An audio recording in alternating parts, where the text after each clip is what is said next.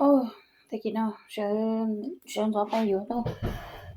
Ở bên tường cho nó cho tay không nó. Thì để cho không nó đâu.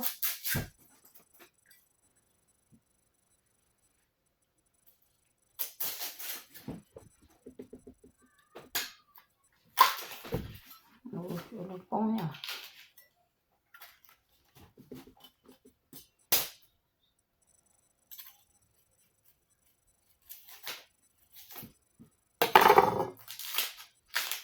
Để rồi mà có xem để mà có thi thì ra luôn chụp lại bông món nó này. Nó có chỉ chỗ xem để mà có món giảm bông mà nó chạy của chưa ta giảm lông.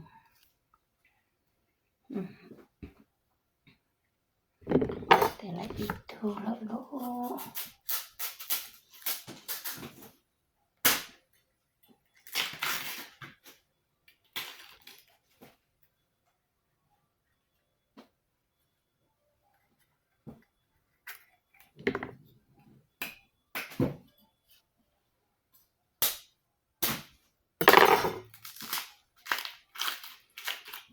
Để nó sẽ nào. Rồi cho nó có bộ phỏ rồi.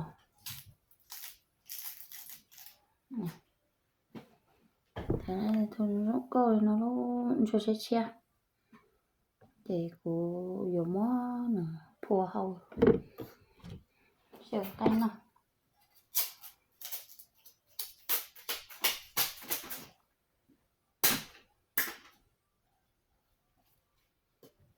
chẳng cho nó có bộ phỏ thế này chẳng cho nó có chỉ tờ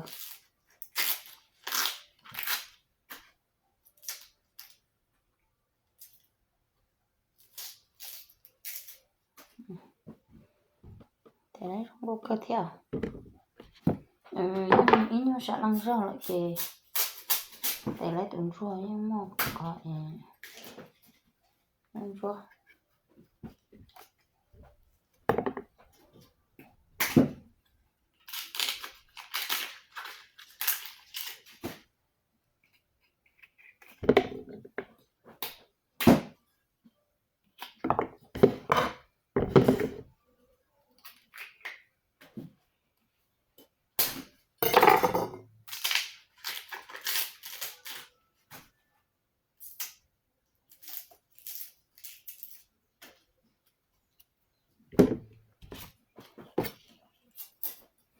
để cho của sẽ chơi cho một chi để nó theo